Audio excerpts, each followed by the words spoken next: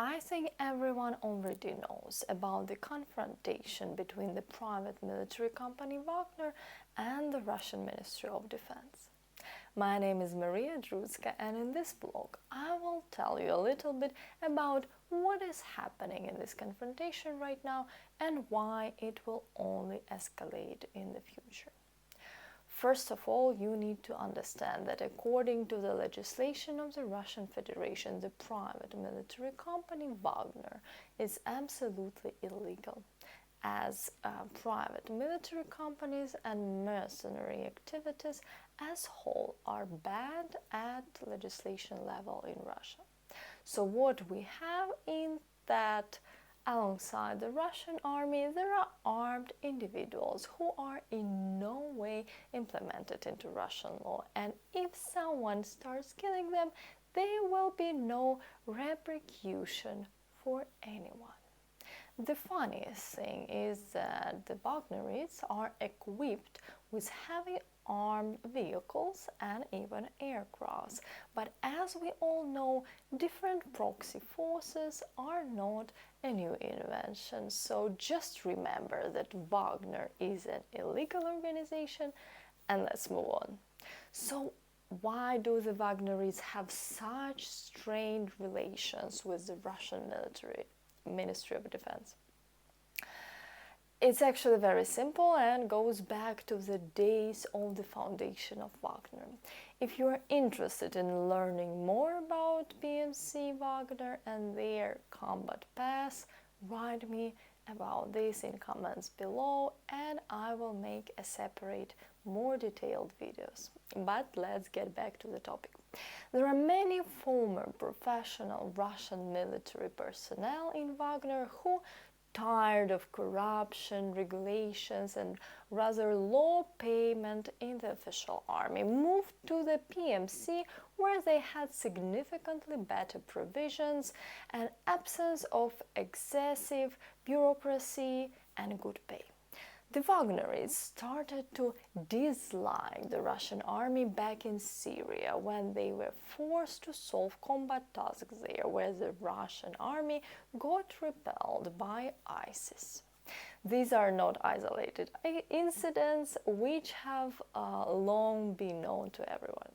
After the start of Great War, mutual animosity only increased when Yevgeny Prigozhin went public and began to accuse the Russian command of incompetence, of unprepared personnel, of war, corruption, and other issues.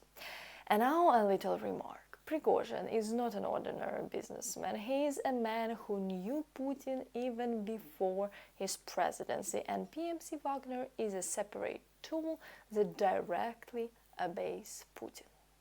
And this confrontation between the Wagnerites and the Russian Ministry of Defense and the General Staff is a wonderful illustration of the struggle of Russian elites for the attention of Vladimir Putin. As we see, the Wagnerites are winning the media war with a significant advantage, but this is just the tip of the iceberg. On the ground, among ordinary soldiers and officers, there is also a confrontation, and now I will tell you what it involves. Firstly, it's about ammunition supply. The Wagnerites were traditionally better supplied, and when the Russian army began to experience an ammunition hunger, the Wagnerites received their ammunition at the expense of parts of the regular army, leaving them in a worse position because it's very difficult to carry out combat actions without artillery unit, to put it mildly. Secondly, and please prepare yourself for this, the Wagnerites, exploiting their impunity and independence, are stealing equipment from the official Russian army, and I'm absolutely serious.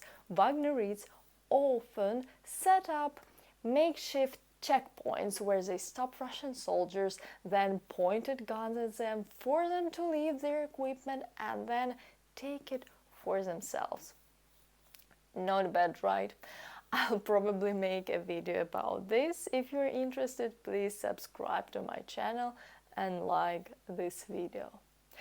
So, can you imagine a situation in which armed people who do not have official status in the war are using robbery to seize equipment from the official army? Fantastic, right? Well, the third factor that the Russian Ministry of Defense does not like is the loss of the monopoly on violence. What does it mean? So in every country there are people legally authorized to use violence in certain situations, but all this is strictly regulated by law.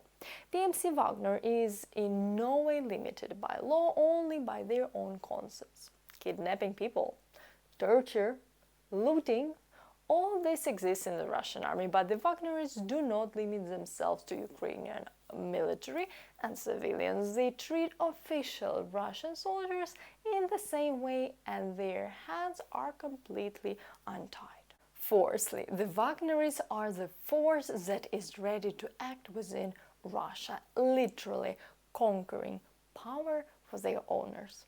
Let's observe this internal battle and wish both sides to win or to lose. I'm Maria Drutska, and see you in my next video. Slava Ukraini!